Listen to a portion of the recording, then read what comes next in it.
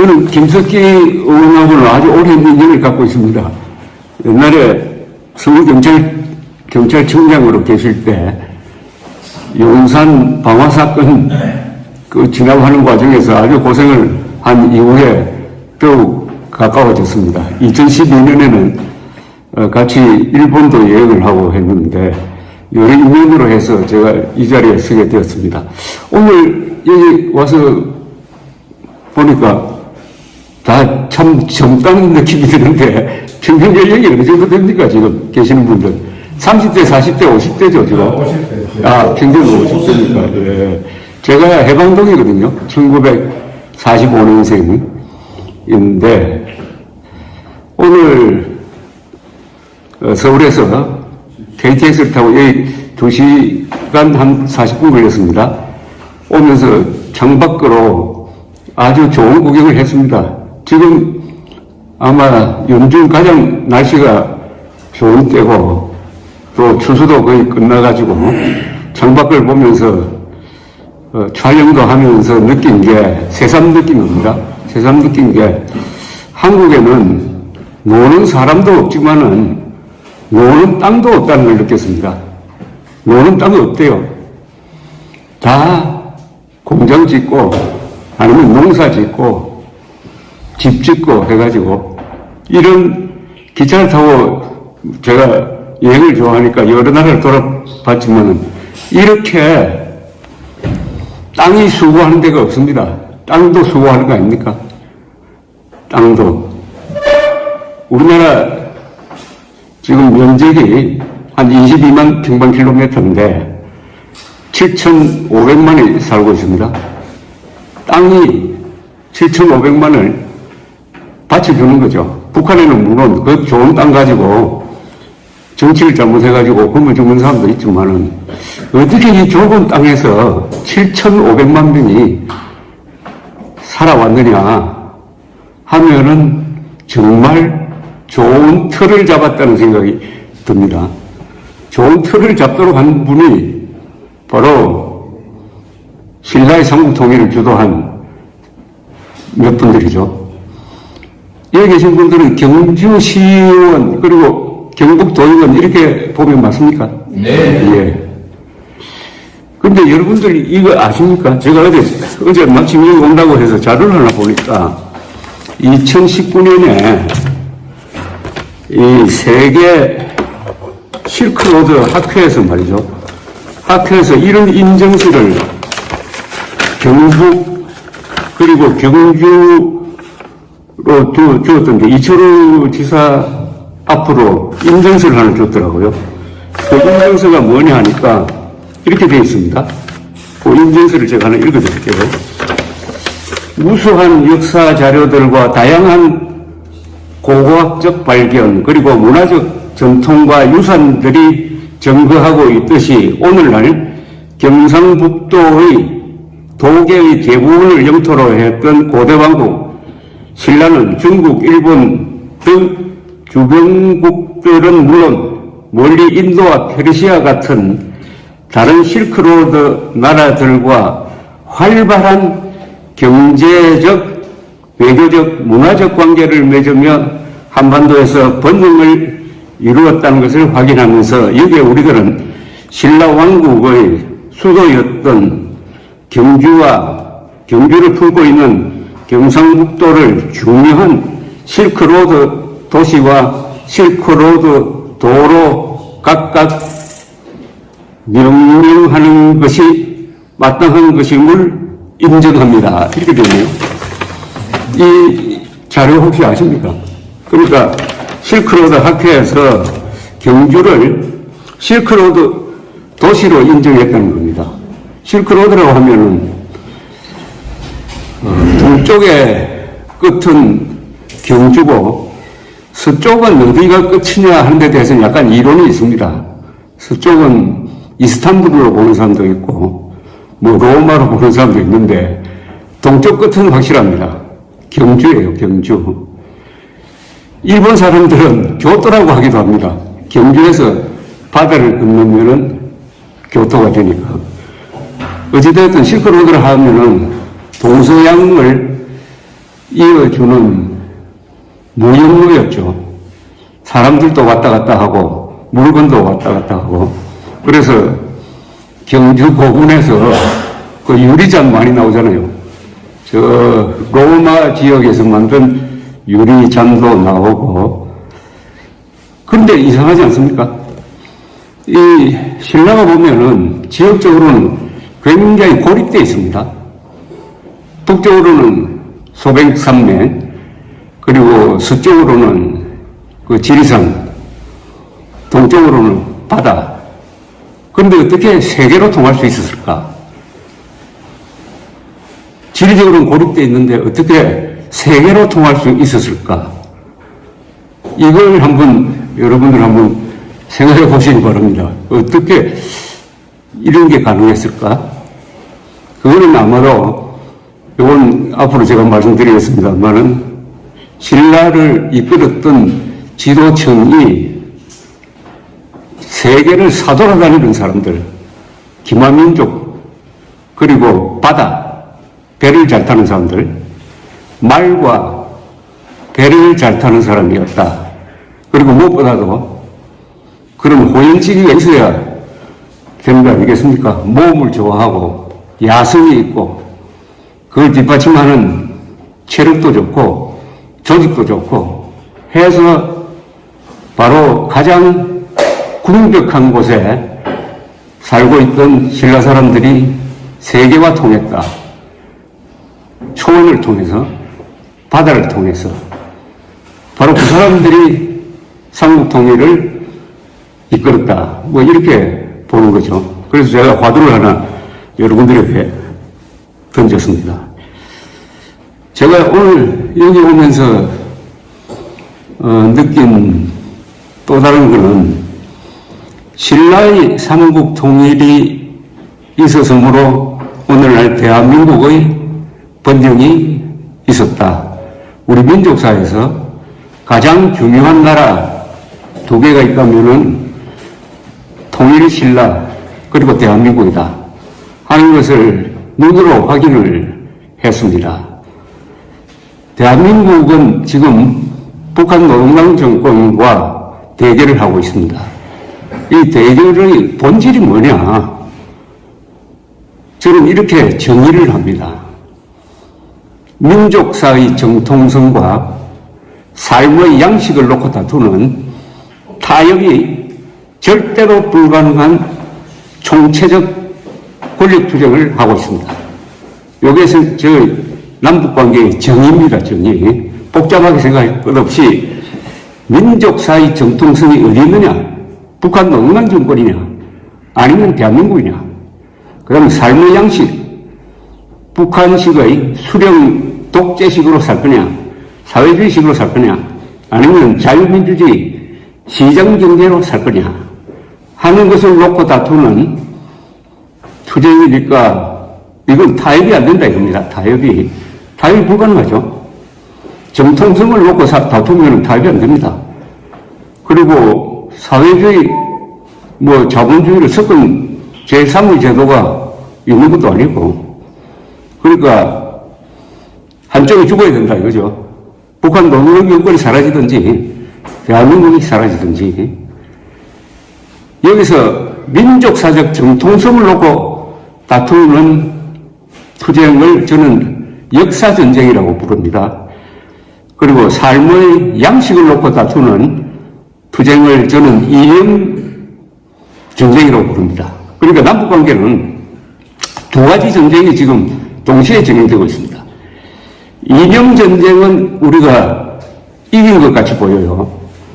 즉, 지금 국력으로 말하면 GDP를 기준으로 하면은 거의 100대 1입니다. 100대 1. 국력에서. 그리고 지난 3월 9일 선거를 통해서 또 자유민주주의를 지켜냈습니다. 그러나 역사전쟁에는 지고 있는 거 아니냐 하는 생각이 들 때가 있습니다. 역사전쟁에서는. 정통성을 놓고 다투는, 제가 94년에 관훈클럽 여기 무슨 세미나가 있어가지고 경주에 왔습니다. 시간이 있으니까 버스를 하나 빌려가지고 거기 경주시청 공무원이 아마 무슨 홍보부서에 근무하는 공무원이던데 이분이 안내를 하는 거예요. 안내를 하면서 뭐라고 하느냐? 여러분들이 교과서에서 배우실 때는 통일 신라시대라고 배우셨죠? 근데 요새는 남북국 시대라고 부릅니다. 남북국? 즉, 발해와 통일 신라가 공존했던 시대라고 부릅니다. 이렇게 이야기를 하더라고요. 제가 깜짝 놀랐습니다. 이야, 경주 공무원이 저런 이야기를 하나? 그게 바로 북한식 역사관인데? 아마 교과서도 지금 그렇게 되어 있을지 모릅니다. 요새 고구려 발해 좋아하는 사람들이 있어요. 고구려 발해 좋아하는 사람들이 신라를 부정하는 경우가 많습니다. 고구려 발해, 그 다음에 어디로 이어지느냐? 고구려 발해, 고려, 조선, 북조선. 이렇게 민족사의 정통성을 긋는 사람들이 있어요. 북한, 남한의 좌파 역사학자. 그러면 실제는 뭐예요? 삼국시대, 그걸 통일한 신라의 삼국통일, 그 신라를 이어받은 고려, 조선, 그 다음에 대한민국이죠. 그래서 이 고구려 중심의 역사관과 신라 중심의 역사관이 딱 충돌하고 있는데, 신라 중심의 역사관이 밀리고 있는 것 같은 느낌을 받습니다.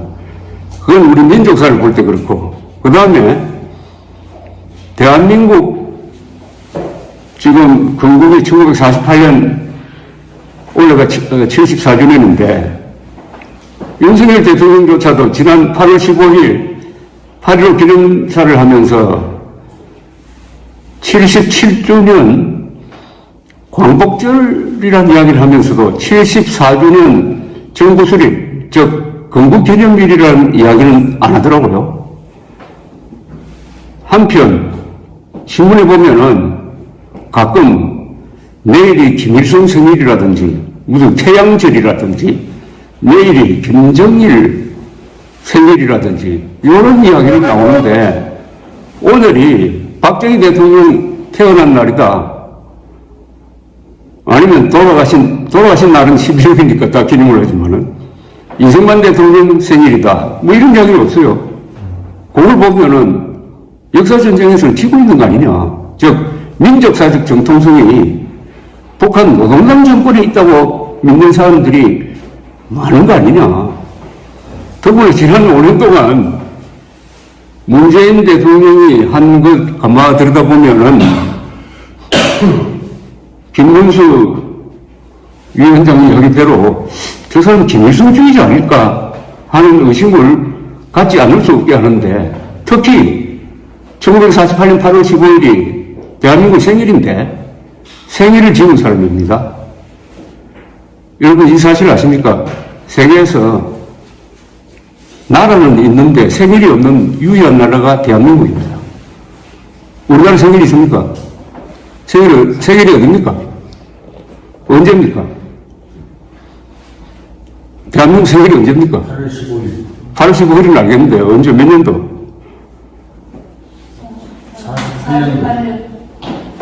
48년 8월 15일 정부 수립했잖아요.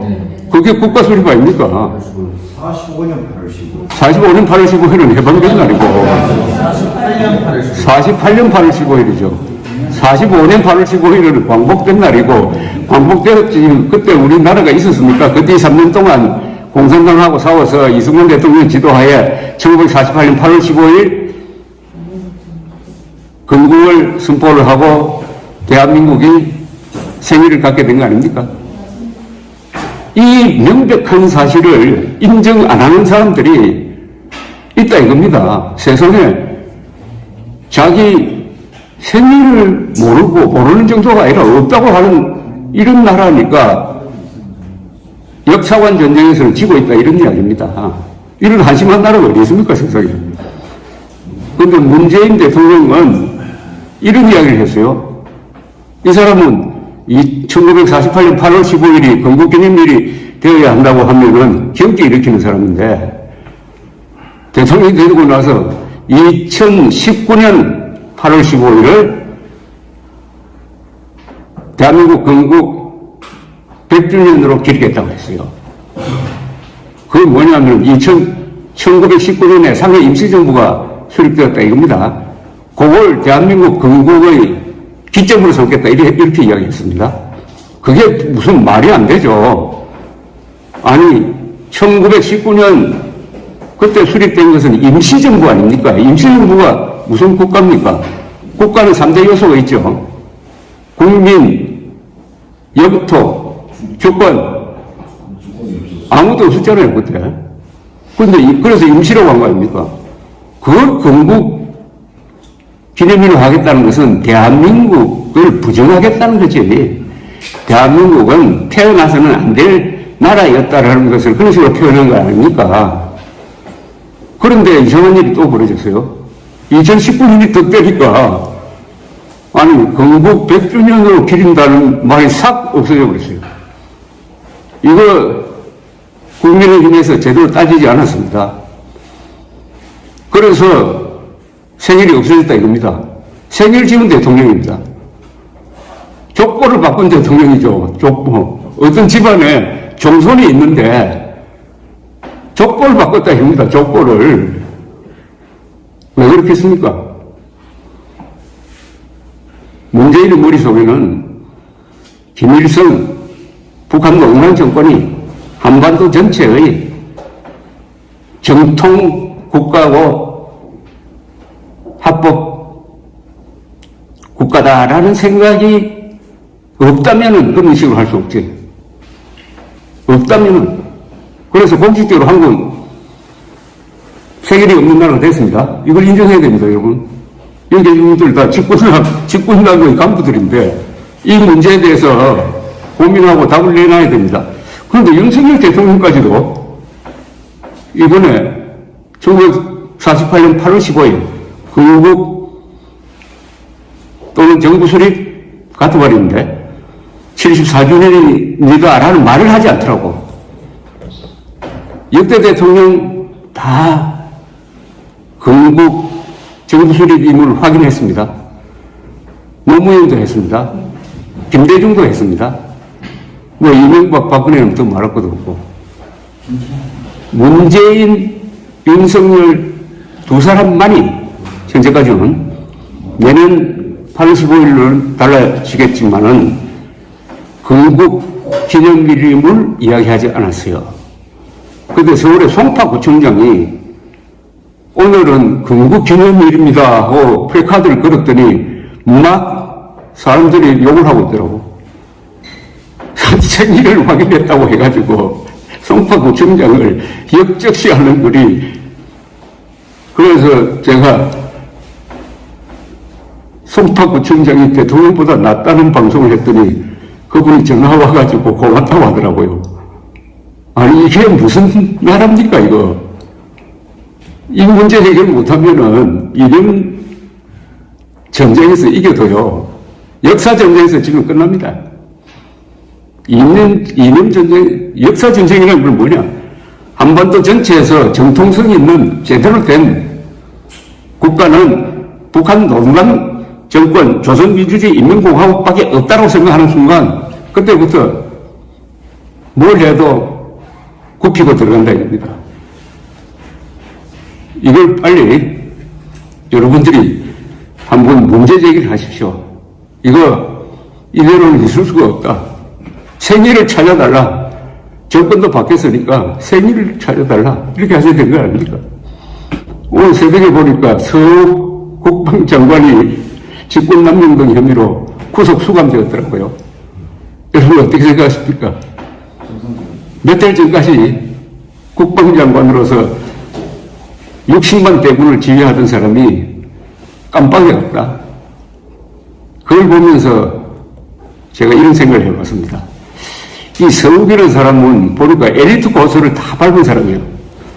다만 실전 경험이 없어요. 지금 우리 군에 총을 쏴본 전쟁에서 총을 쏴본 사람이 한 사람도 없습니다. 월남 전 참전 용사가 다 이제 옷을 벗으니까 없어요. 뭐 간첩작전도 아마 해보지 않았을 거라. 왜 사람이 감옥에 갔을까? 다 다 엘리트 코스를 다 밟았더라고요. 육군참모총장도 하고 합참 작전본부장도 하고 군단장도 하고 왜 감옥에 갔을까요? 저는 이렇게 생각했습니다. 이 사람의 역사관에 문제가 있다. 이 사람이 김일성, 김정일, 김정은을 적으로 간주하고 미워하는 마음이 없었으니까 감옥에 갔다. 저는 이렇게 생각합니다. 해수부 공무원을 구할 찬스가 있었는데 3시간 동안 문재인 대통령이 청와대에 놓았다고 자랑하는 전화기를 들고 김정은 불러가지고 그 사람 죽이지 말라고 이야기할 수 있는 시간이 있었는데 안 했잖아요. 그래서 죽었잖아요. 그 다음에 월북으로 몰아간 거 아닙니까? 월북 조작. 세상에 이런 악질이 어디 있습니까? 월북자로 몰면은 그 사람뿐만 아니라 그 가족이 어떻게 됩니까, 지금? 월북자로. 모르는데 국방장관이 자료를 폐기한다든지 해가지고 협조를 했다 이겁니다. 왜 그랬을까요? 이건 물론 문재인 대통령이 지시했다고 봐야지, 지시 때는 무기했다고 봐야지. 결국 모든 책임자는 저는 문재인이라고 봅니다. 이제 서울 구속됐으니까 문재인도 반드시 수사를 해야 되죠. 어떤 식으로 수사하느냐? 이명박 박근혜 식으로 수사를 해야 됩니다. 더구나 감사원 조사에 협조하지 않으니까 구속 수사하는 게 맞죠. 문재인을 구속 수사해야 됩니다. 그렇게 해야 이게 정의가 구현되는 거 아닙니까? 그런데 서욱 국방장관은 문재인 대통령이 그런 지시를 하면은 이건 안 됩니다. 이거 언젠가는 들통납니다. 이거는 김정은한테 책임을 추궁해야 합니다. 우리가 김정은에게 진상조사하자 그러고 사과 요구하고 배상을 요구해야 됩니다. 이런 사실과 맞지 않는 지시는 제가 따를 수가 없습니다. 라고 그 이야기 왜 안 했습니까? 그 이야기 하면 뭐 감옥에 보냅니까? 왜 안 했을까요? 그 말을 안 했기 때문에 불법한 명령을 받아서 수행했기 때문에 감옥에 간 겁니다. 지금 헌법 제7조는 모든 공무는 국민에 대한 봉사자이며 정치적으로 중립한다고 되어 있어요.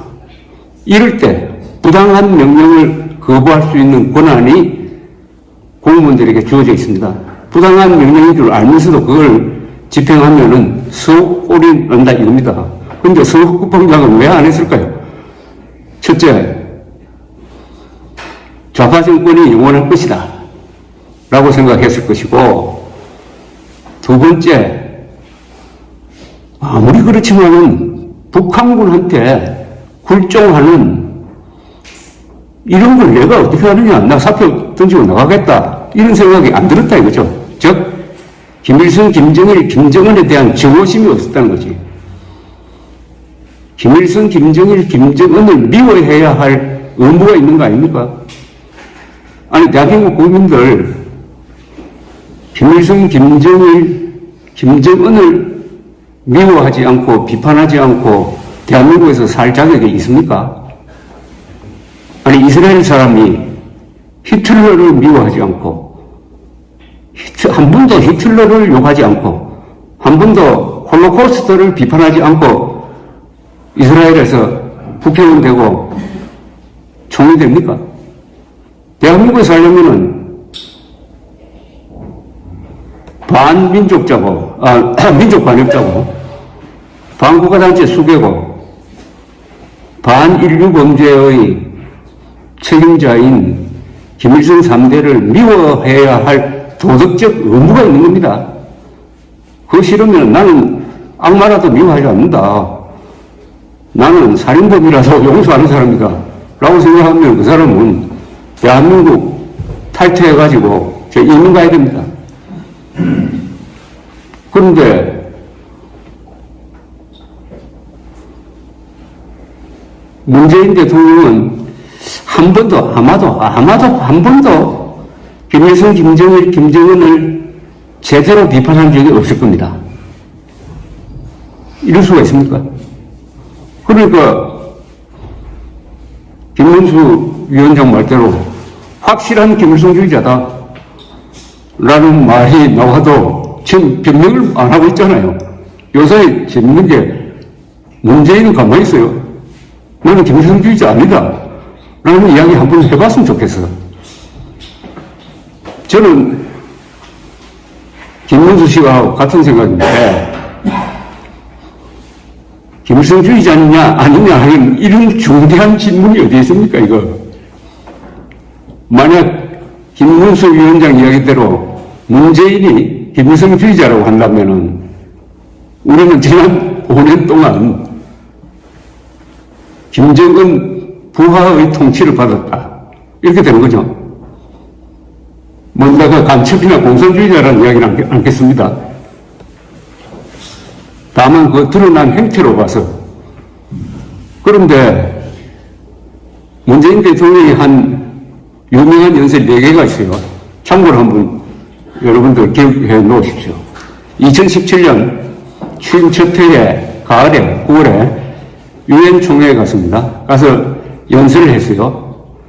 촛불혁명 한참 자랑하더니 한국전쟁은 내전이요 국제전이었다 이렇게 이야기했습니다. 여러분 한국전쟁이 내전입니까?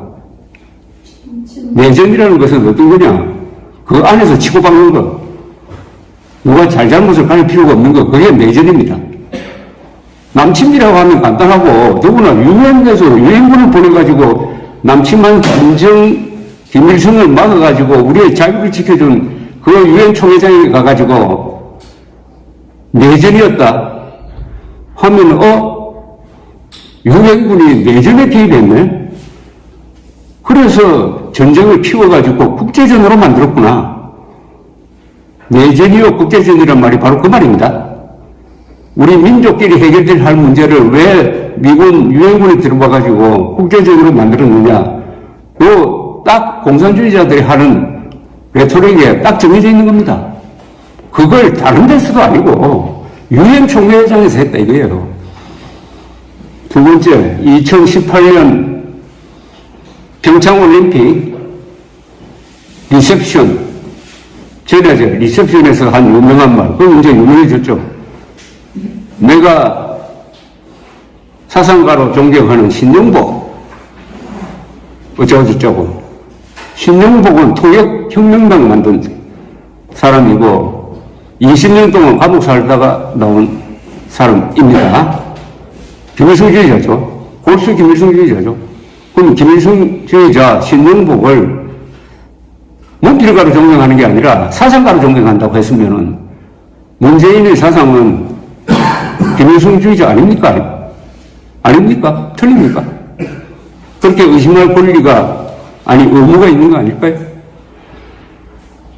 또 다른 데서는 더불어민주당이라는 장르를 하는데 신영복 선생이 도와줬다라고 문재인 대통령이 이야기했습니다. 더불어민주당. 왜 더불어라는 말을 붙였을까? 이런 이야기도 하는 사람이 있습니다. 김일성의 회고록이 세기와 더불어입니다. 세기와 더불어. 거기서 더불어를 가져온 거 아니냐. 그리고 신영복은 여러분들 이 에피소드는 막 기억 못 하실 것 같은데 우리 세대는 기억하는데 월남이 적화되었을 때 그때 우리 외교관 5명이 못 나왔어요. 75년에. 그 사람을 살려내기 위해서 박정희 정부가 노력을 많이 했습니다. 1978년에 뉴델리에서 비밀회담이 있었습니다. 북한과 우리. 근데 북한에서 딱 조건을 내었어요. 지금 수감되어 있는 신영복을 우리가 데려가겠다. 그러면은 월남에 잘 이야기해가지고 의료되어 있는 외교관 5명을 보내주도록 하겠다. 이것은 김일성의 부탁이다. 이래요. 그 정도로 김일성이가 아꼈던 사람이 신영복입니다. 물론 박정희 정부가 거절했습니다. 다른 방법으로 5명을 구출을 했는데 그 정도로 김일성이 아끼는 사람을 스승처럼 모시는 문재인, 그 뿐입니까? 2018년 9월 19일 평양 5.1 경기장에서 문재인 당시 대통령이 유명한 연설을 했습니다. 그거 뭔지 아십니까? 이건 여러분들이 알아야 됩니다. 누구와 싸우는지 여러분들이 알려면은 이 연설이 뭔지 아셔야죠. 9.19 군사합의는 유명하고 뭐라고 했느냐. 첫 마디가 남쪽 대통령 문재인이 남쪽 대통령을 했어요. 김정은 국무위원장 소개로 여러분들에게 인사를 드리게 됐습니다. 이 한 문장, 이게 뭡니까? 나는 김정은의 부하다 하는 고백 아닙니까? 남쪽 대통령이, 아니, 남쪽이랑 국호가 있어요. 대한민국 대통령을 뽑아줬는데 아들뻘 되는 김정은 앞에 가가지고 남쪽 대통령이래요. 같은 문장에서 김정은을 국무위원장이라고 불렀습니다. 나라 국자를 썼어요. 여러분, 대한민국에서, 한반도 전체에서 나라 국자를 쓸 수 있는, 합법적으로 쓸 수 있는 나라는 대한민국밖에 없습니다. 우리가 북한을 국가로 부릅니까? 항상 북한 당국, 북한 정권이라고 부르지 조선민주주의 인민공화국이라고 불러주지 않잖아요. 북한에 들어가는 거는 북한 방문이지 북한에 입국하는 게 아니잖아요. 그런데 그러니까 완전히 김정은이가 상관이고 자기는 김정은 밑에서 남쪽 지역을 관할하는 부하다. 이런 이야기 아닙니까? 그런 정신을 가지고 만들어낸 게 9.19 군사합의입니다. 9.19 군사합의. 뭐 복잡하게 생각할 것 없지만 없고 대한민국이 가지고 있는 재래식 군사력을 약화시키고 북한이 가지고 있는 전력을 강화시키는 거죠. 딱 한마디로 이야기하면은 수도권에 대한민국 공군이 지금 기동 못하게 되어 있습니다. 수도권을 비행금지구역으로 만들었어요. 비행금지구역은 전쟁하다가 졌을 때, 항복할 때 그 영토 위에 설치한 겁니다. 1991년 갈프 전쟁 때, 제1차 갈프 전쟁 때 이라크가 휴전하면서 쿠르드 쪽이 살고 있는 지역을 미군이 비행금지구역으로 설정하도록 했습니다. 그러니까 쿠르드 족들이 거의 독립국가 만들어버린 거 아닙니까? 아니, 전쟁에 지지도 않았는데, 우리가 가지고 있는 공군력은 북한하고 비교하면 월등하죠. 북한은 핵을 가지고 있지만 우리는 시대 공군기를 가지고 있으니까 그래도 대응이 되는데, 그거까지도 묶어버렸다. 이거 김일성주의자로 의심할 수 있는 유력한 방정입니다. 또 하나, 작년이네요.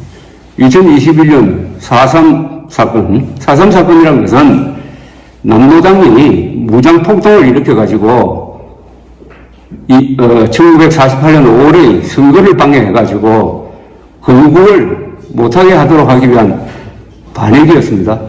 문재인이 거기 가서 무슨 이야기를 했느냐. 남노당의 무장폭동이라는 말을 하지 않고 마치 평화통일을 꿈꾸다가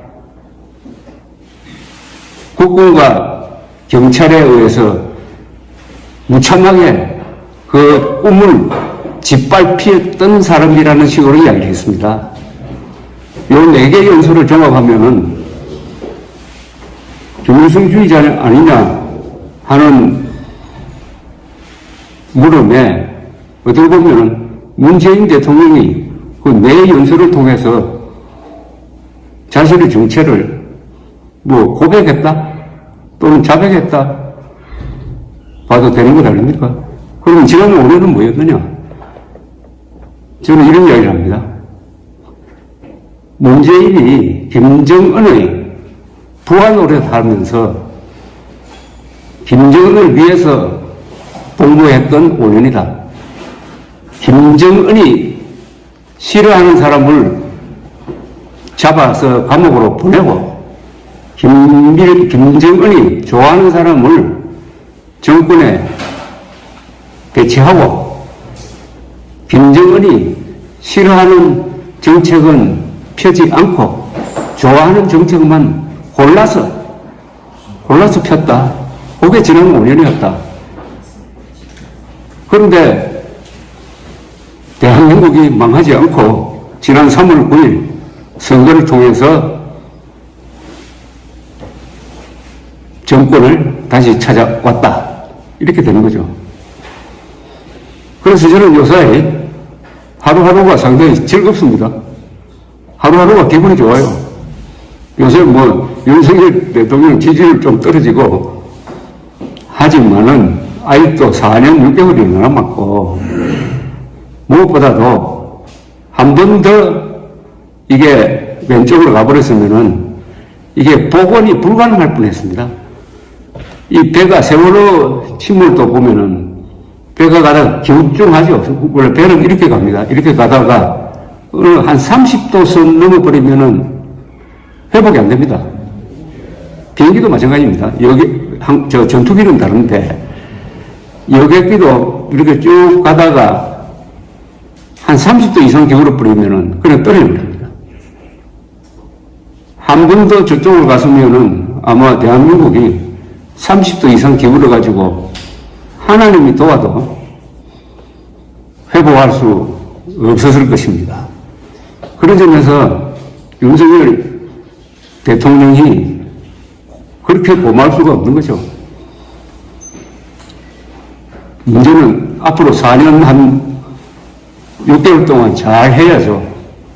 4년 6개월 뒤에 또 김정은의 부하 같은 집단의 정권을 넘겨주면은 안 되겠죠. 그러니까 시간을 번 겁니다. 시간을.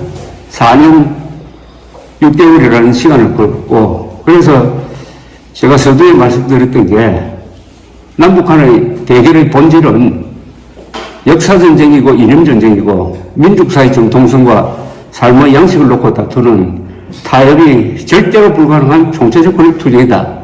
이걸 절대로 이어서는 안 된다 이겁니다. 그래서 저는 세상을 볼 때 세 가지 잣대로 봅니다. 하나는 역사, 이념, 그 다음에 사실. 요걸 가지고 세상을 보면은 대충 명확하게 이 도수가 잘 맞는 안경을 띄었을 때 세상이 밝게 보이듯이 그렇게 볼 수 있을 것이라고 생각을 합니다. 오늘 여기 제가 말씀드리려고 하는 것은 이념 전쟁보다는 역사관 이야기를 좀 할까 합니다. 더구나 경주니까, 경북이니까. 저도 고향이 여기서 가까워요. 청송입니다, 청송. 요 산하농로 가면은 고향인데, 저도 6.25 참전용사입니다. 6.25 났을 때, 제가 한국 나이로 6살이었어요. 우리 마을에 북한군이 들어왔습니다. 그 들어오던 장면이 눈에 생생합니다. 아주 보무당당하게 들어왔어요. 그러다가 우리 마을에 폭격이 있었어요. 그때 유엔군이 폭격을 하는데 비행기를 타고 밑에서 내리다 보면은 우리나라 마을이 비슷비슷합니다. 우리 마을에는 인민군이 한 사람도 없었는데 윗마을에 인민군이 있었어요. 근데 위에서 보면 똑같아요. 교회 하나 있고 큰 나무 하나 있고, 그러니까 우리 마을을 들이다 한 30분 동안 폭격해가지고 죽은 사람 많고, 저는 담배 말리는 창고에 들어갔다가 연기 때문에 죽을 뻔했습니다. 그런데 제가 지금까지 기자 생활을 52년째 하고 있습니다. 1971년부터 기자 생활을 했습니다. 52년째, 지금도 마감 시간이 저는 있습니다. 기자 생활을 하면서 일간지 사회부 기자, 경찰 출입 기자로 하다가 그 다음에 제가 3번 신문사에서 쫓겨났어요. 맨 처음에는 요 지역하고 관계가 있습니다.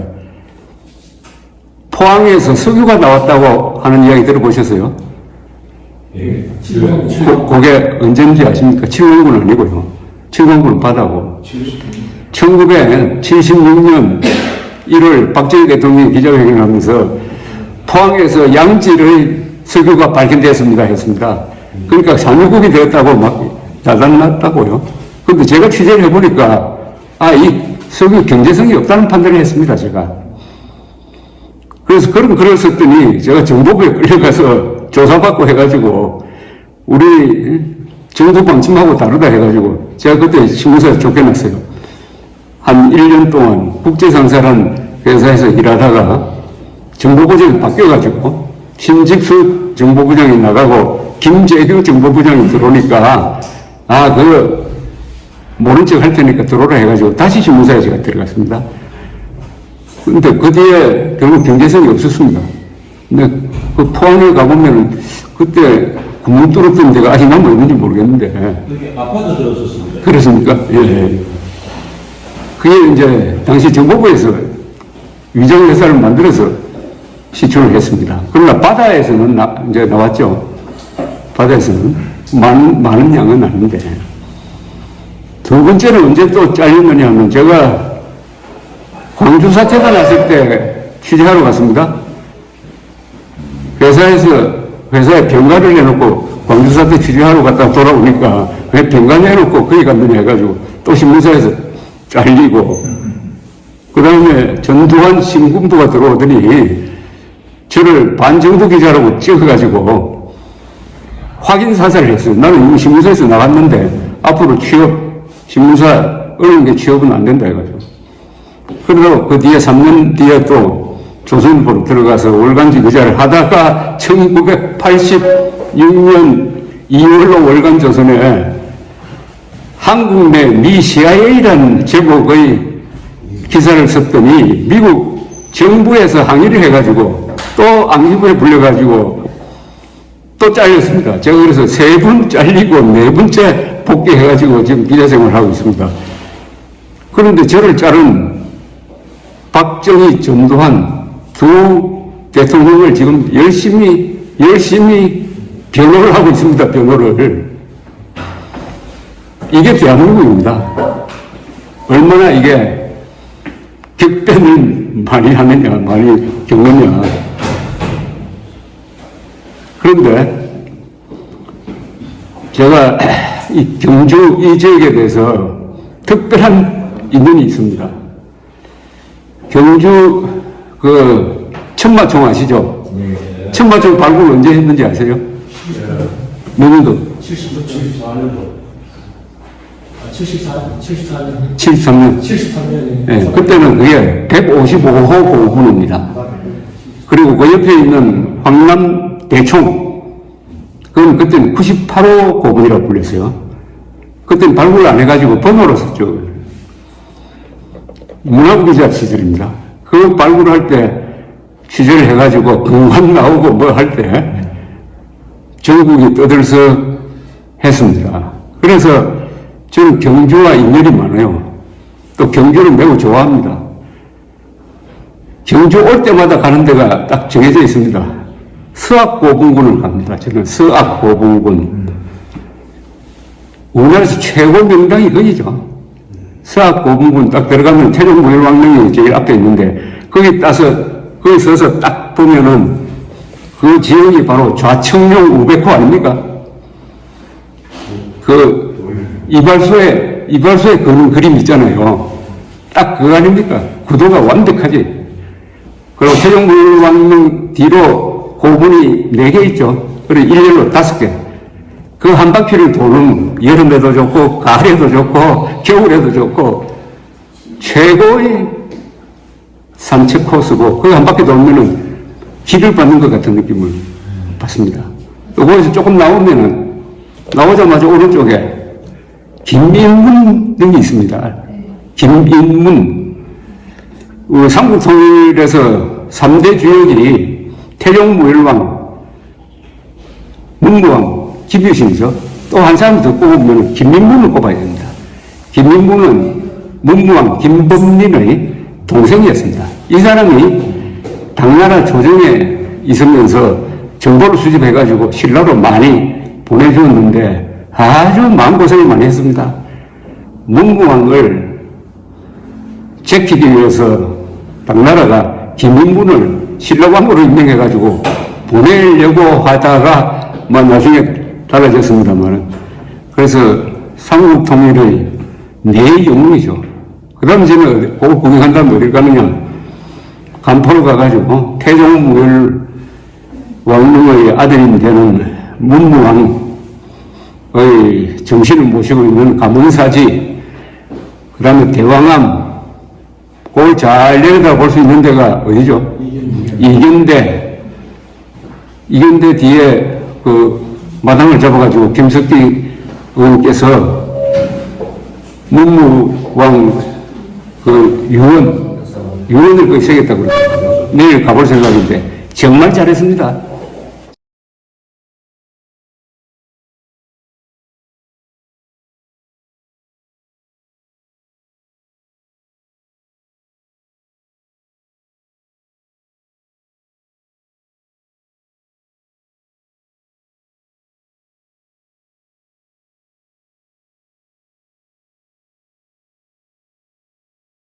정말 잘했어요. 그걸 봅니다.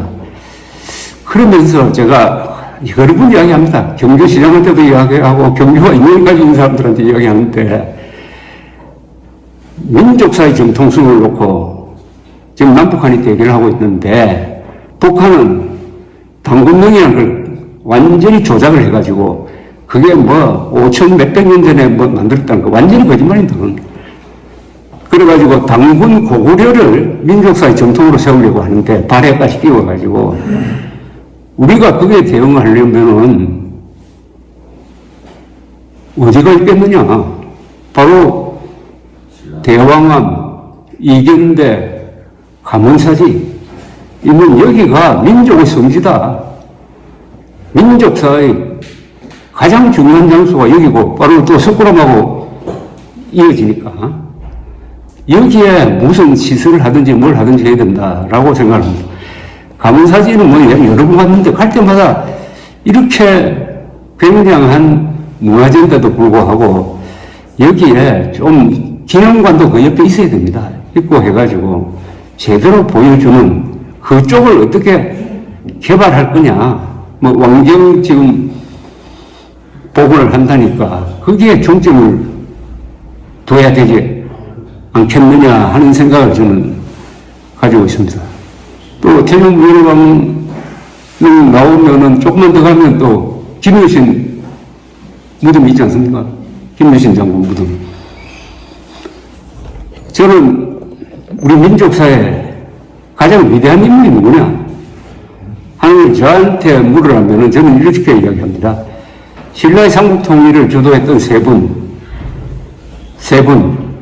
태종무열왕, 문무왕, 김유신 중에 한 분이 될 것이다. 삼국사기를 들여다보면 말이죠. 삼국사기는 김부식, 삼국사기를 들여다 읽어보면은, 김부식은 김유신을 최고 인물로 보았구나 하는 걸 느낄 수가 있습니다. 열정 부분에 김유신 부분이 상중한데, 이게 단편소설 정도로 길어요. 그래서 여러분들이 아는 김유신에 대한 지식이 참 많습니다. 젊었을 때 연애해가지고, 천관녀가?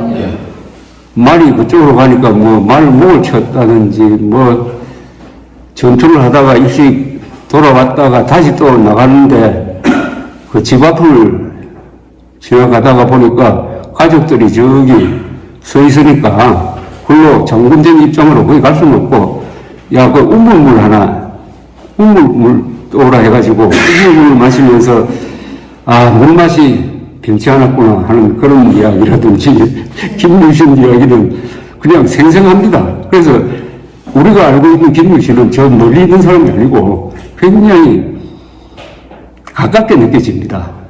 왜 그럴까요? 김부식이 성소기를 쓸 때 다른 사람보다 지면 배분을 많이 했다고. 그건 뭐냐? 이분이 민족사의 최고 인물이다. 라고 생각했다는 겁니다. 오늘 그 광성 공원에 가셨다면서요? 그 꼭대기에 김유신 장군 동상이 있습니다. 예. 그 동상 우리나라에서 제일 잘 만든 동상입니다. 그게 아마 북쪽을 향하고 있죠, 아마. 맞습니까? 예. 동쪽입니까, 북쪽. 그게 적혀 있는지 모르는데, 박정희 대통령이 둘러보고 좀 그거보다 작았다고 그래요. 이건 인물에 맞지 않으니까 크게 만들어라 해가지고, 그렇게 크게 된 겁니다. 김하성 치고는 우리나라에서 최고입니다. 그것도 박정희 대통령 또한 김유신을 최고 인물로 본 것 아닌가 하는 그런 생각을 갖게 합니다. 근데 저는 요사이 좀 생각이 좀 바뀌었어요. 문무왕이 최고 인물 아닌가 하는 생각이 듭니다. 문무왕. 왜냐하면 통일을 마무리한 사람이 문무왕입니다. 그리고 문무왕이 통일을 완성을 했죠. 그리고 문무왕이 남긴 기록이 많습니다. 그걸 통해서 조금 느껴지는 바가 있어요. 이 문무왕이 어떤 분이냐. 유언도 마찬가지죠. 일본, 여기 동국대학, 여기 분교가 있죠. 예. 분교 안에 캠퍼스가 있습니까? 거기, 연구하시는 일본 학자가 논문을 하나 쓴 게 있습니다. 문무왕 유언을 가지고. 그래서 왜 문무왕 유언을 일본 학자가 썼느냐 하니까 그분 말이 고대에서 문무왕 유언 같은 문장은 없다는 겁니다. 권력자가 이렇게 겸손한 정신으로 쓴 글, 이걸 읽어보고 감동을 했다는 거예요. 감동을.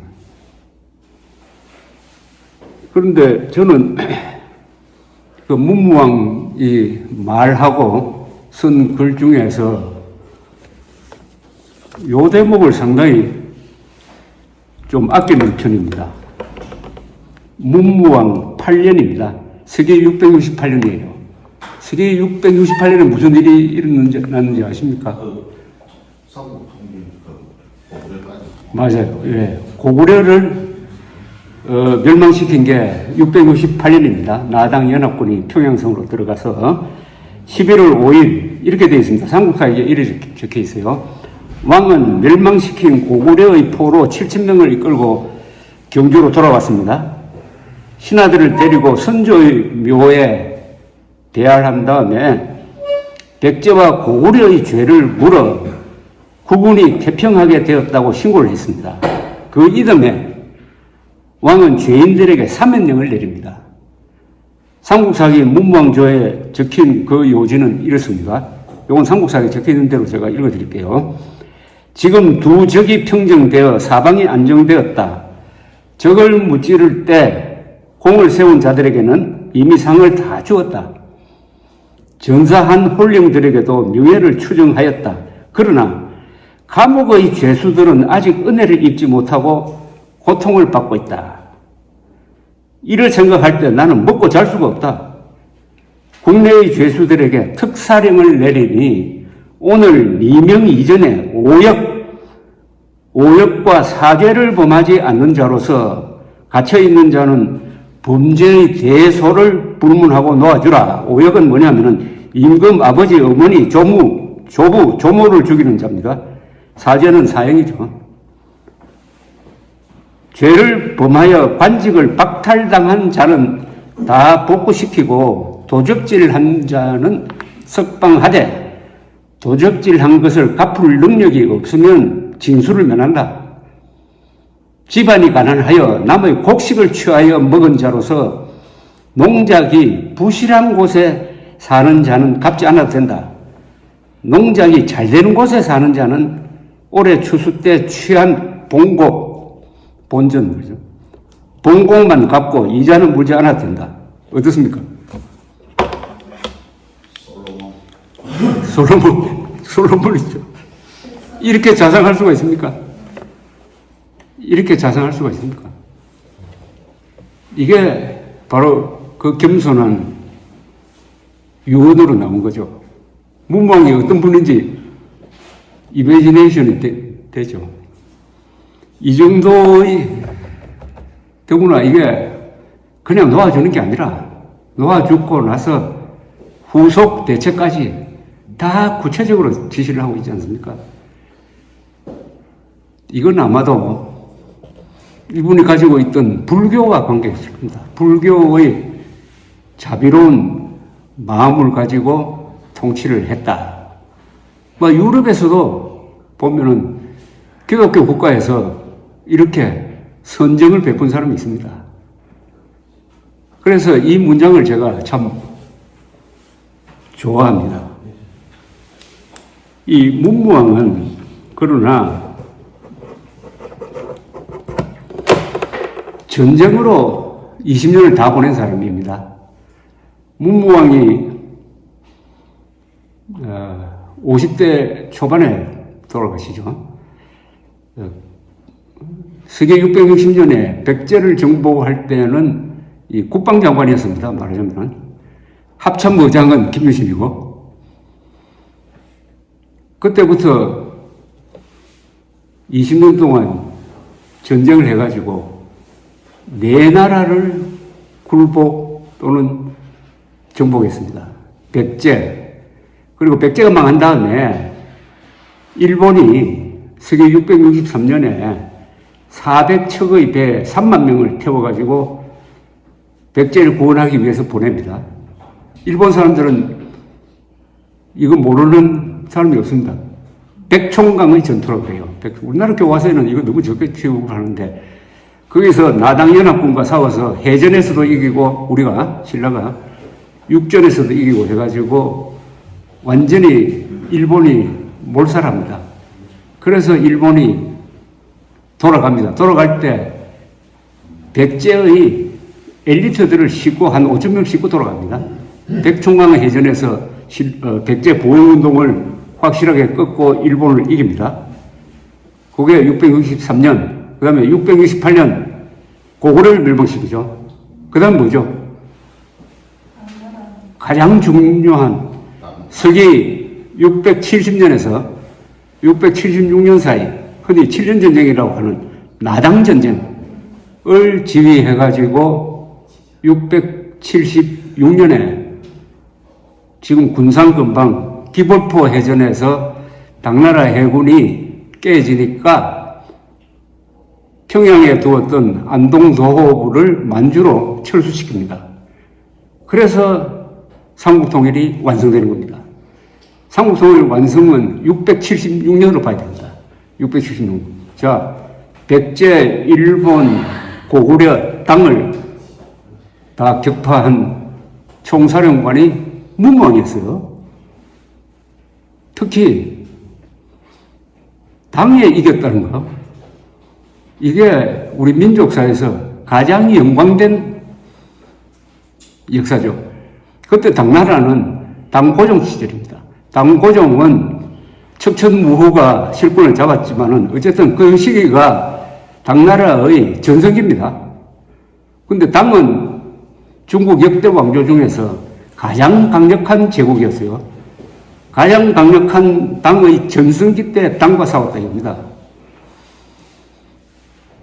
당이 676년에 물러난 다음에 결국 한반도를 신라한테 준 거죠. 그러면서 얼마나 기분 나빴겠어요. 더구나 자기들 도와줬는데. 그럼 당나라가 나당연합을 왜 맺었을까요? 아니, 당나라가 신라가 귀여워가지고 뭐 자선사업 하는 기분으로 했을까요? 13만을 보냈는데. 신라는 3kg.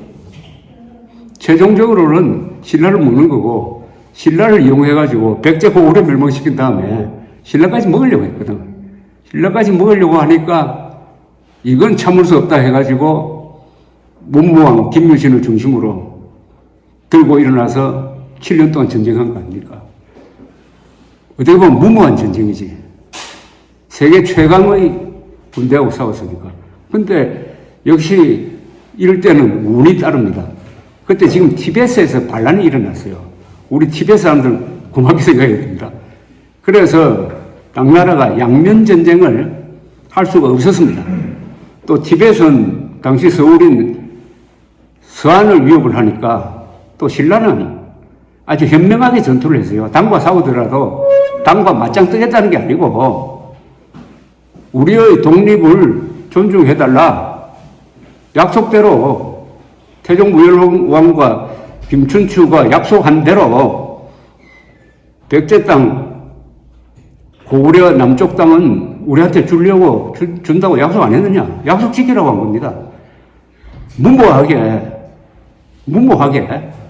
전쟁을 하지 않았다 이겁니다. 그래서 전쟁하다가도 포로 잡으면 다 돌려주고 어떤 때는 참 잘못했다 그러고 또 싸우고 일면 전쟁, 일면 평화를 추구하면서 아주 얕게 영악하게 싸웠습니다.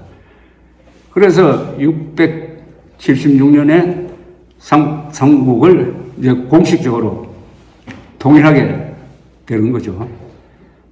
자, 그럼 그 뒤에 무슨 일이 일어나느냐는 거죠. 신라의 삼국 통일이 그 뒤에 우리 역사뿐만 아니라 동아시아에서 어떤 효과가 있었느냐 하면은 신라가 삼국 통일해가지고 한반도가 안정이 되고 그게 신라라는 강력한 정권이 들어서니까 어떤 결과가 나왔습니까?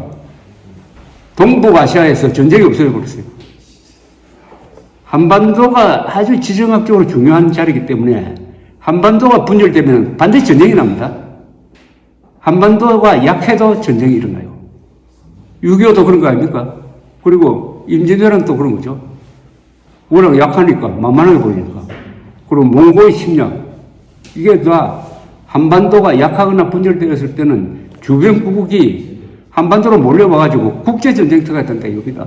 그런데 신라가 딱 중심을 잡으니까 그 뒤 약 300년 동안 한국, 그리고 신라, 당, 일본이 다 평화를 누렸습니다. 고대사에 300년이 계속되는 평화가 왔어요. 평화가 오면 어떻게 됩니까? 잘 살고 무역을 하게 되고 문화 예술을 발전시키고 그래서 우리나라 지금 박물관에 가보면은 제일 근사하게 만든 게 신라 통일 시절에 만든 불상이라든지 뭐 등등이 제일 많이 들어가 있는 거 아닙니까? 그건 당나라도 마찬가지입니다. 일본도 마찬가지예요. 그래서 문무왕이 삼국 통일을 마무리함으로써 동북아에 평화가 왔다 입니다. 동북아에. 이게 더 중요한 거죠. 이 말씀 드리는 것은 우리가 이제 헌법에 따라서 자유통일을 해야 됩니다. 자유통일, 평화통일이 아닙니다. 자유통일을 하면은 우리만 잘 먹고 잘 사는 게 아니라 중국, 러시아, 일본, 미국까지도 이제 동북아시아에서 싸울 이유가 없어지는 겁니다. 없어지는 거예요. 그래서 일본 사람들이 문무왕을 아주 높게 평가합니다. 일본에 천황이 있는데 문무왕 돌아가시고 나서 한 50년 뒤에 죽은 일본 천황 이름이 문무천황입니다. 물론 그 이름은 죽고 나서 붙입니다.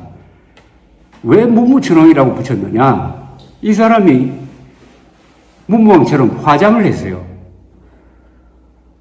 그리고 평소에 문무왕을 롤 모델로 생각했답니다. 롤 모델로. 그래서 죽고 나서 문무천왕이라고 붙였다. 그러니까 동북아시아에서 그때 이미 알아줬다는 거죠. 동북아시아에서 문무왕이라는 정치인을 따르는 사람들이 있었다는 겁니다. 그래서 저는 문무왕이 가장 위대한 인물이다. 이렇게 봅니다. 그건 그냥 한번 참고를 하시고. 그런데 요새 함정을 만들면은 공개토 대왕함, 송문일함, 정보고함 붙이는데 그게 문무대왕함이라고 있습니다. 근데 김유신 함은 왜 없죠? 그거 이상하지 않습니까? 왜 김유신 함이 없죠? 왜 없죠? 그래서 한 10년 전인가? 우리 조간대닷컴의 기자가 국방부에 해군에 질문했어요. 왜 김유신 함이 없습니까? 하니까 대답이 끝짝입니다. 아니, 김유신은 동족과 싸웠잖아요. 이민족과 싸운 사람만 이름을 붙입니다. 이렇게 이야기를 하더라고요. 제가 기절할 뻔했습니다. 동족? 아니, 삼국시대 때 민족이 있었어요? 삼국시대 때 한민족이 있었습니까? 삼국시대 때는 그냥 부족이고 말도 아마 달랐을 거예요. 그런데도 민족주의라는 것은 19세기 이후에 만들어지는 겁니다. 그걸 가지고 역사를 거슬러 올라가 가지고 김유신은 동족인 백제와 고구려가 싸웠으니까 자격 없음. 요게 벌써 우리 국민들 머릿속에 좌파 역사관이 들어갔다는 겁니다. 좌파 역사관이. 아까 내 서욱 이야기 하는 거하고 연관돼서 역사전쟁에서 지면 이런 꼴이 난다 이겁니다. 그런데 이렇게 생각하는 사람 많잖아요. 신채호라는 역사학자가 신라의 삼국 통일을 그렇게 욕을 했는데 그 신채호를 무슨 하느님처럼 모시면서 민족이라는 걸 가지고 역사를 남도질을 하고 국가를 부정하고 있습니다. 우리 이거 역사 전쟁을 할 때요. 민족이란 말을 정신 차리고 들여다봐야 됩니다. 민족이란 말이 어디서 나왔습니까? 민족이란 말이 조선조 때 민족이란 말이 있었습니까? 없었죠. 백성이 있었을 뿐이지 무슨 민족이 있습니까? 민족이란 말을 누가 도대체 만들었느냐? 민족이란 말 누가 만들었습니까? 민족이란 말은 유럽에서 만들어진 말입니다. 19세기에 독일 통일 그리고 이탈리아 통일 과정에서 네이션 스테이트란 말이 만들어집니다. 네이션 스테이트. 근데 이 네이션을 국민이라고 번역을 해야 되는데 일반 사람들이 번역할 때 그걸 민족이라고 번역을 했어요. 국민이라고 번역했어야 되는데 민족이라고 번역을 했는데 이게 퍼져가지고 사람들 머릿속에 국가보다 민족이 더 우선한다. 이래 된 겁니다. 국가보다 민족이 더 우선한다. 그리고 그 민족이라는 것은 제대로 된 민족주의는 우리가 3.1운동 한 다음부터죠. 3.1운동. 그전에는 민족주의가 있을 수가 없죠. 민족이라는 개념이 없었는데 무슨 민족주의입니까? 그래서 민족이라는 이름을 가지고 신라를 작살내고 있습니다. 민족이라는 이름을 가지고 문제인식으로 대한민국을 부정하고 있습니다. 고맙습니다.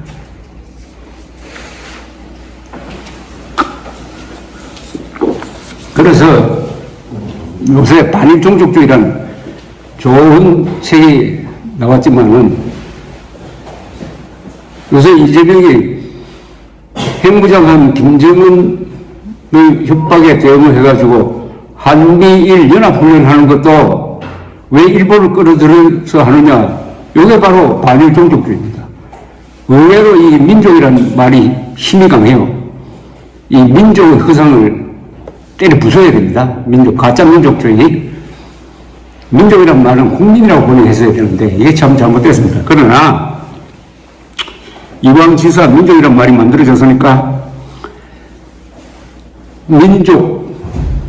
민족주의자와 민족 반역자를 정확하게 구분해야 되죠.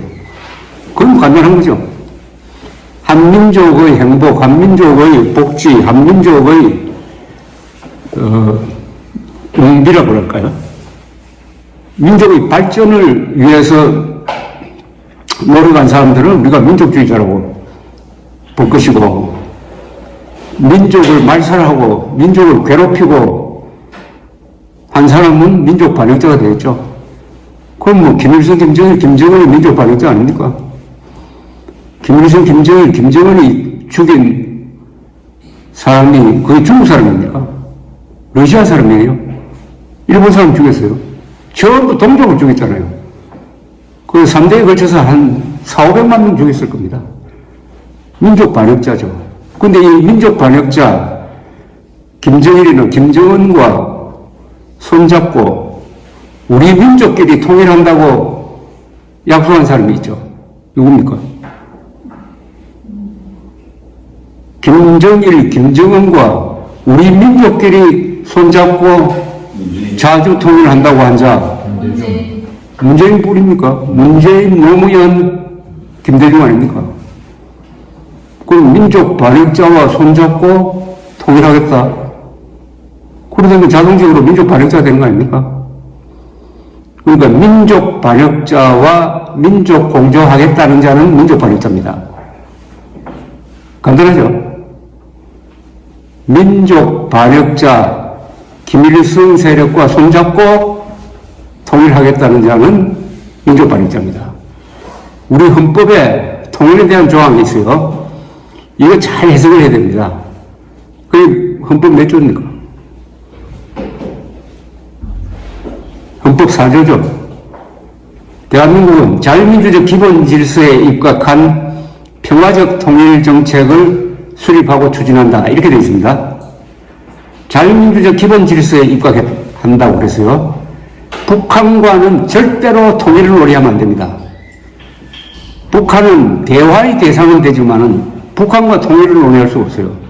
왜 그렇습니까? 헌법 4조 때문입니다. 자유민주적 기본 질서라 하는 것은 북한에서 선거를 통해서 수립된 정부가 등장하면은 그 정부와 통일을 논의해야 됩니다. 북한 노동당 정권은 선거를 통해서 수립된 정부가 아니고 반국가단체이므로 통일을 논의하면 안 됩니다. 긴장 완화는 논의할 수가 있어요. 동서독이 통일할 때 그랬습니다. 서독의 코을 수상이 공산 동독 정부와는 통일을 논의하지 않는다. 그쪽에서 선거를 통해서 제대로 된 정부를 구성해라. 그때 통일 논의하자. 이렇게 된 겁니다. 그래서 동독에서 선거를 통해서 공산당을 몰아내버리고 다른 정부를 만드니까 그래서 통일이 논의된 겁니다. 그러니까 지금까지 북한 노동당 정권과 통일하겠다고 덤벼든 사람은 다 사기꾼이든지 아니면은 다른 정치적 계산으로 한 겁니다. 이 기조는 끝까지 우리가 지켜야 됩니다. 이 문무왕 이야기를 조금 더 하면은 문무왕 이야기를 하다가 아까 그 3년령 읽고 나면서 문득 생각나는 사람이 있었어요. 박정희 대통령입니다. 박정희 대통령 이제 기일이 얼마 안 남았네요. 10월 26일이 43주기죠. 저는 박정희 대통령을 이렇게 요약을 합니다. 저는 이제 요약하기를 좋아해요. 복잡한 걸 간단하게 요약하는 게 외우기도 좋고, 박정희 대통령은 어떤 분이냐. 최악의 조건에서 최단기간 내에 최소한의 희생으로 최대의 업적을 남긴 분이다. 네 가지 최고가 있습니다. 최악, 최단기간, 최소한의 희생, 최대의 업적. 그거 설명할 필요 없겠죠? 그거 동의하시죠? 여기서 제가 제일 신비하게 생각하는 게 있어요. 최소한의 희생입니다. 박정희 대통령 18년 동안 천지개벽의 변화를 우리가 겪었습니다. 근데 이런 개혁을 하려면요, 보통 수십만이 죽습니다. 그게 저항하다가 죽고, 좋은 왕도 그렇게 죽이고 성공합니다. 러시아의 개명군주로 유명한 사람이 피트 대제 아닙니까? 표트르 대제.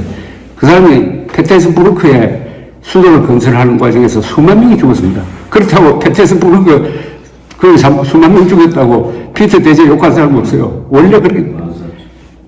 그런데 박정희가 18년 동안 위대한 개혁, 진짜 성공한 근대화 혁명을 하면서 몇 사람 죽였습니까? 몇 사람 죽였습니까? 10,000명 죽였어요? 아니면 1,000명 죽였어요? 한번 생각해 보시죠. 이건 최소한 알아야 되는 거 아닙니까? 몇 명 죽였습니까? 잘 모르겠습니다. 모른다면 없다는 거지. 암살한 사람 있습니까? 박정희 대통령 명령해가지고 암살한 사람 있어요? 김대국 암살은 그거는 김재규가 한 겁니다. 김대중 납치도 이후가 한 거고, 박정희 대통령이 직접 명령해가지고 암살한 사람 있습니까? 또 하나, 박정희 대통령 18년 동안 얼마나 격렬한 시위가 있었어요? 박정희 대통령 발포 명령 내린 적 있습니까? 부마 사태 났을 때 제가 부산에서 기자 생활을 했는데 발포 명령 없습니다. 한 사람도 안 죽었습니다. 부마 사태 때는. 그 뭐 한 사람도 없다는 겁니다. 자, 18년 동안 그렇게 격렬한 시위를 진압할 때 발포 명령을 내린 적이 한 번도 없어가지고 단 한 명도 총 맞아 죽은 사람이 없다. 단 한 사람도 암살된 사람이 없다. 역사에서 이런 사람 한번 찾아보십시오. 그래가지고 이런 성공을 했다. 그래서 제가 최소한의 희생으로, 최대의 자세는 최소한의 희생도 없죠. 전무한 희생으로 해도 되겠는데, 최소한도 희생도 이게 잘못된 것 같은데요. 이런 사람 역사 속에서 한번 찾아보십시오. 세계사 속에서 이런 사람이 있는지, 그리고 그 개혁이 성공했다는 겁니다. 성공했다는 거예요. 스탈린이 집권해가지고 1930년대 집단 농장 나름대로 개혁한다면서 한 1,000만 명 죽었어요. 우크라이나에서 300만 굶어 죽었습니다. 우크라이나. 그러면은 이런 박정희를 독재자라고 부르는 걸 어떻게 생각하십니까?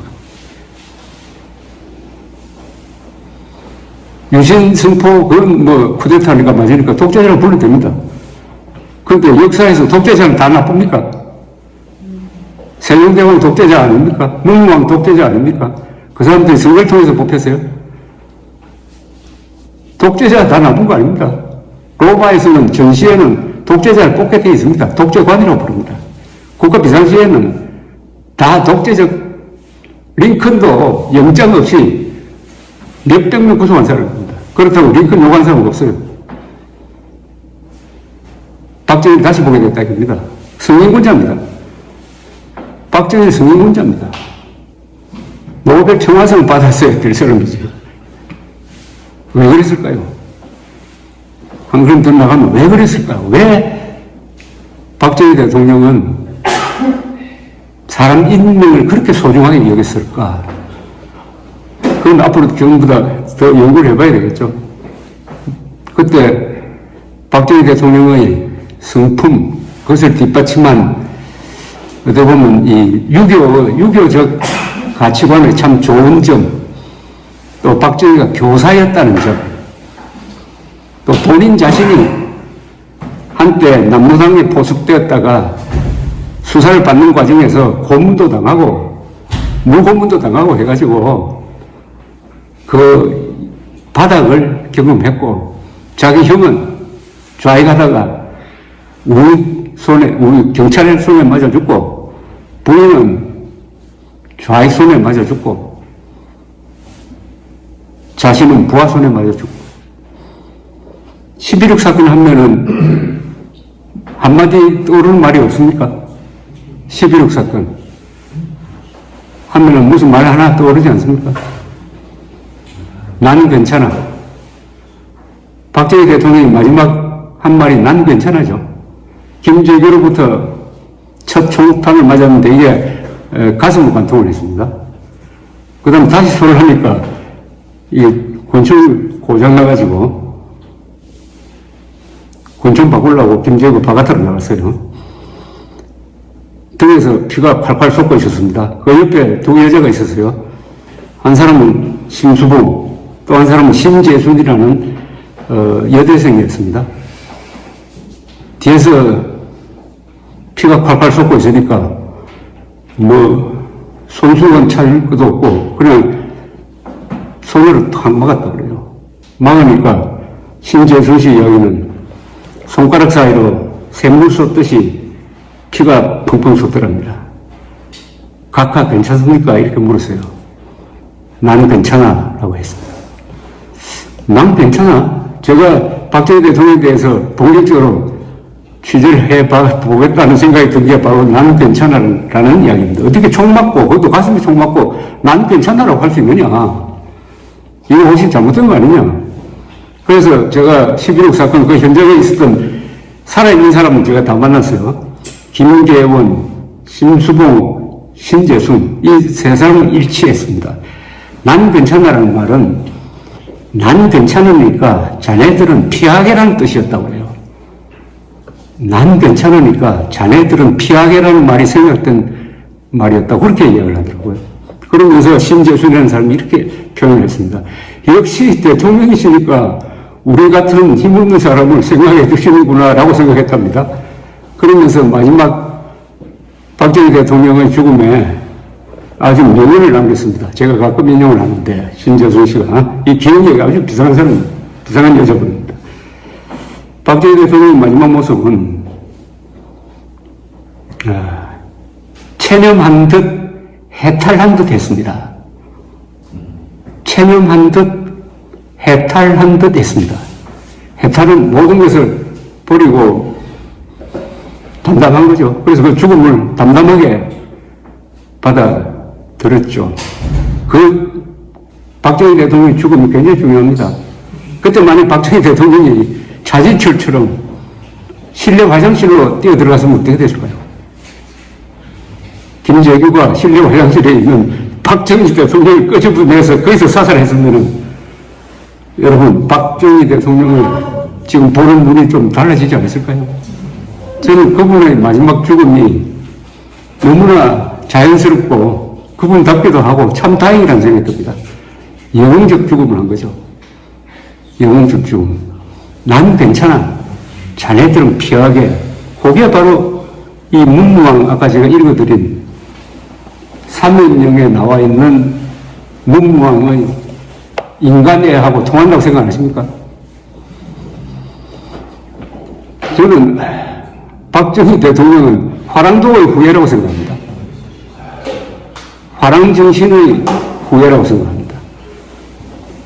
삼국통일을 할 수 있었던 운동력이 화랑도와 호국불교입니다.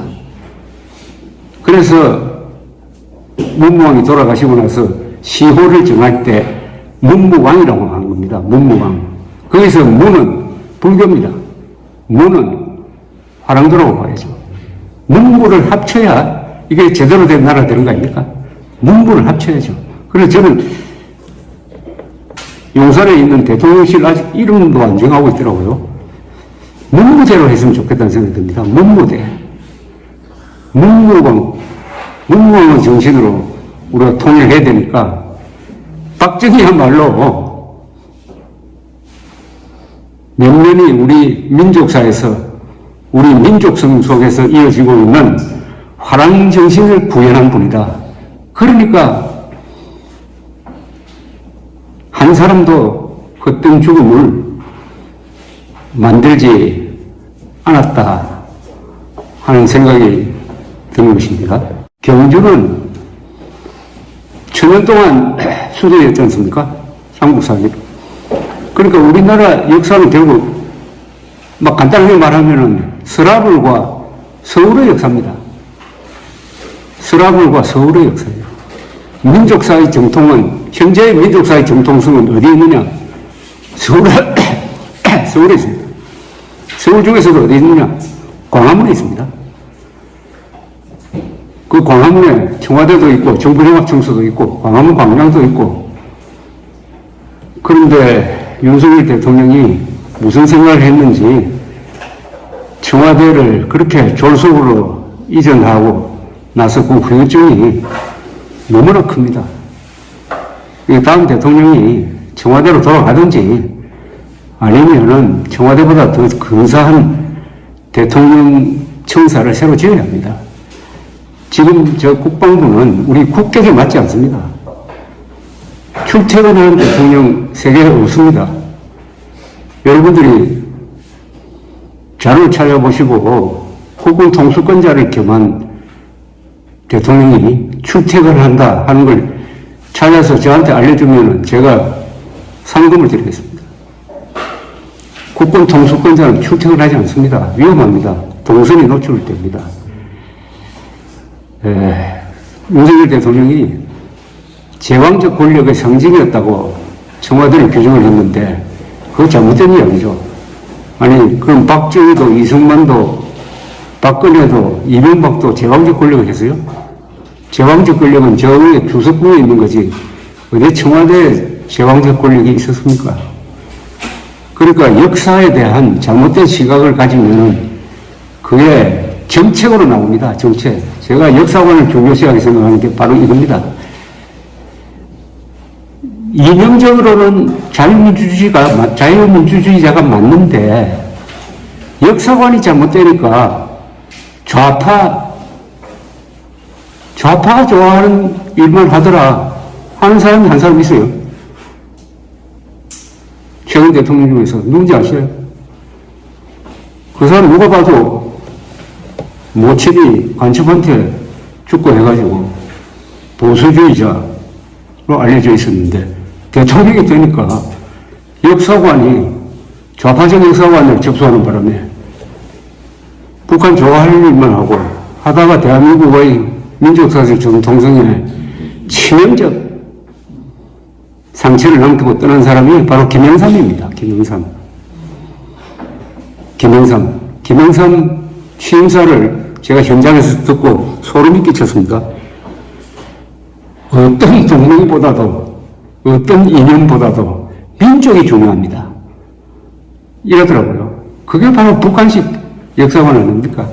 어떤 동맹보다도 그럼 한미동맹보다도 같은 민족인 북한이 더 중요합니까? 어떤 이념보다도 자유민주주의보다도 민족이 더 중요합니까? 아니죠. 국가가 민족보다 더 중요하고 이념이 민족보다 더 중요합니다. 동맹이 민족보다 더 중요해요. 그러다가 그 뒤에 한 게 뭡니까? 중앙청 없애버렸잖아요. 여러분, 우리 지난 70년 동안에 한국에서 일어난 역사 파괴 중에서 중앙청 철거가 그 아마 1등쯤 될 겁니다. 아니, 조선 총독부라고요? 아니, 조선 총독부였지. 그러나 1945년 이후에는 중앙청으로 쓰였잖아요. 한국 현대사의 가장 중요한 건물 아닙니까? 그리고 국립박물관으로 쓰였잖아요. 그러다가 느닷없이 조선 총독부라고? 아니, 어떤 사생활을 우리가 양아들로 받아들여가지고 잘 키웠는데 어떤 사람이 나와가지고 너는 사생하다. 이 자살해라. 하고 한 거하고 마찬가지 아닙니까? 그 근사한 건물을 없애버렸습니다. 이번에 청와대 이전을 보면서 자꾸 그 김영삼 생각이 나더라고요. 잘못된 민족, 반일 종족주의 같은 이런 민족 개념이 김영삼 머리에 들어가 버린 거예요. 그러니까 김영삼의 한 행동은 좌파들이 박수 치는 거 많이 했잖아요. 전두환, 노태우 다 우리가 역사 속에서 정리하기로 약속했던 전두환, 노태우 5.18 특별을 만들어가지고 구속해가지고 한국 보수를 그냥 망가뜨려 버린 거지. 그래서 국민의힘이 앞으로 이 역사 문제를 제대로 한번 깊게 생각을 하고 그건 어디서 발제가 돼야 되느냐 하면은 민족사의 정통이 살아있는 이곳 경주에서 이루어져야 되고 신라 통일이 얼마나 위대한 일이고 신라가 얼마나 굉장한 나라고 그 신라를 21세기에 20세기, 21세기에 걸쳐서 다시 살려낸 사람들이 바로 대한민국입니다. 우리 민족사에서 인류 국가가 두 번 있었습니다.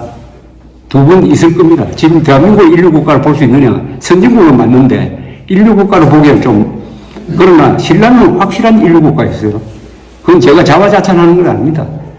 당시에 신라를 연구했던 특히 일본 학자들이 한국 역사를 좀 깔고 보지만은 가장 높게 평가하는 게 신라의 삼국통일 그리고 최근의 대한민국 발전입니다. 그때 인류국가였고 대한민국은 인류국가로 갑니다. 그러나 자유통일을 해야죠. 자유통일을 하지 않으면 인류국가가 아니라 야만으로 더 가지 않겠습니까? 인류국가가 되는 힘은 신라 때나 지금이나 공통점이 있습니다. 그건 뭐 여러 가지 복잡한 것 중에서 하나를 꼽으라면은 노블레스 오블리제죠. 노블레스 오블리제. 여러분, 그 황산벌이라는 영화 보신 적 있어요? 내가 그 영화 만든 사람은 참 명합니다. 황산벌 사업은 우리 민족사에서 아주 감동적인 장면입니다. 지금은 어떻게 해설하고 고백으로 만들면 안 됩니다. 황산벌 사업. 거기 유명한 사람이 관창이죠. 관창. 또 한 사람, 관창 때문에 묻혀있는 사람이 있습니다. 방굴이라는 사람, 방굴. 관창도 방굴도 김유신 밑에 있던 부사령관, 두 부사령관의 아들입니다. 관창도 돌격해가지고 옥새를 하고 방굴도 돌격해가지고 옥새를 합니다. 그걸 희화화해가지고 영화로 만드니까 또 거기에 대한 반론도 별로 일어나지 않는데 김유신 아들 중에 원술이라고 있잖아요. 원술. 전쟁에 나갔다가 도망갔다고 해가지고 김유신이 죽었을 때 아들이 방랑하다가 이제 문상하러 오니까 김유신 부인이 딱 막았습니다. 아버지가 너를 아들로 보지 않았으니까 나는 받을 수가 없다. 해가지고 쫓아버렸습니다. 그 뒤에 공을 세웠죠. 뭐 이런 정신. 그런 정신이 결국 한국에서는 군인 정신으로 남는 거죠. 박정희 대통령의 1961년 쿠데타는 우리 역사상 790년 만에 처음으로 군인이 집권한 겁니다. 그 군인 대통령 세 사람이 나왔습니다. 박정희, 전두환, 노태우. 요 30년 동안 유례없는 발전을 해가지고 오늘날 대한민국은 세계 7대 강국이 됐습니다. 1인당 국민소득이 3만 달러 이상이고 인구가 5천만 이상이고 민주주의를 하는 나라. 이게 진짜 강국 아닙니까? 진짜 강국. 이 기준을 설정하면은 러시아나 중국, 인도는 들어갈 수가 없죠. 요 7나라가 어떤 나라입니까? 미국, 일본, 독일, 영국, 프랑스, 한국, 이탈리아입니다. 이런 나라가 1945년, 48년 이후에 자유민주주의를 채택하니까 저절로 됐다? 이렇게 생각하는 사람들 많아요. 요새 한국이 잘 된다 하면 이렇게 이야기하는 사람 많습니다. 그게 뭐 당연한 거 아니냐. 북한은 사회주의 독재하고 한국은 자유민주주의 했으니까 이렇게 발전하는 건 당연한 거다. 또 박정희처럼 독재 18년 하면 다 발전하게 돼 있다. 이런 헛소리를 합니다. 아니, 그러면 필리핀은 왜 발전하지 않느냐? 아, 필리핀도 자유민주주의 했는데 왜 발전 안 하냐? 푸틴도 독재 지금 20년째 하고 있는데 왜 저 모양이냐? 김일성이, 김정일 70년 독재하는데 왜 안 되느냐? 다 거짓말입니다. 대한민국에는 이승만이 있었습니다. 박정희가 있었어요. 또 박정희를 이어받은 전두환, 노태우가 있었습니다. 그러니까 발전한 겁니다. 박정희의 소중함이 바로 여기에 있습니다. 경주에 사시는 분들이 신라의 삼국통일뿐만 아니라 대한민국의 정통성을 지켜가야 할 이유가 바로 여기 있는 것 아닙니까? 저는 박정희 대통령에 대해서는 뭐 일찍 관심을 가졌지만 삼국 통일에 대해서는 비교적 늦게 관심을 가졌습니다. 삼국 사기가 김부식이라는 사대주의자가 쓴 거다 하는 그릇된 가르침을 받고 삼국 사기를 제가 제대로 읽지를 안 했어요. 제가 50 넘어서 삼국 사기를 읽었습니다. 읽어보니까 그동안 내가 완전히 엉터리 교육을 받은 걸 알게 되었습니다.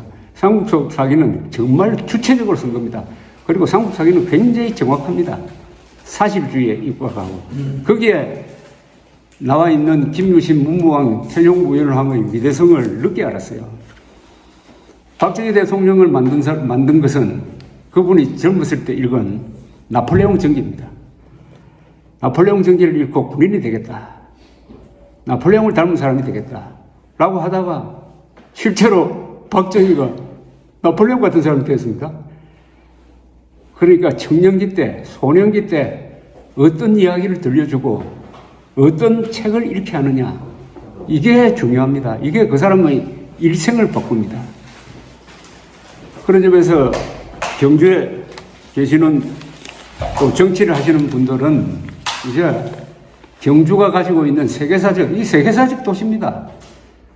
이스탄불, 로마만 이야기하지 말고 경주 문화재도 그렇고 여기서 배출한 인물도 그렇고 세계적 도시입니다. 세계적 도시는 세계적 인물이 있어야 세계적 도시가 되는 거 아닙니까?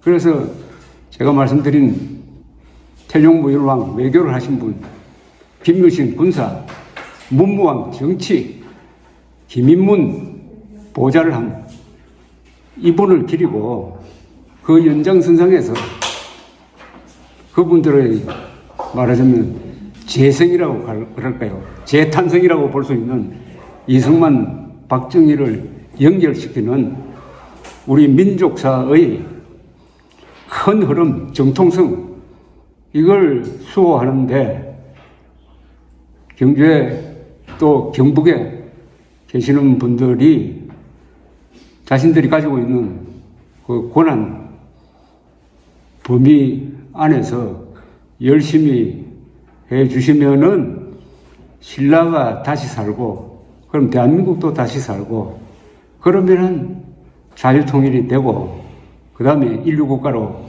가게 됩니다. 저 이야기를 여기서 일단 끝내겠습니다. 감사합니다.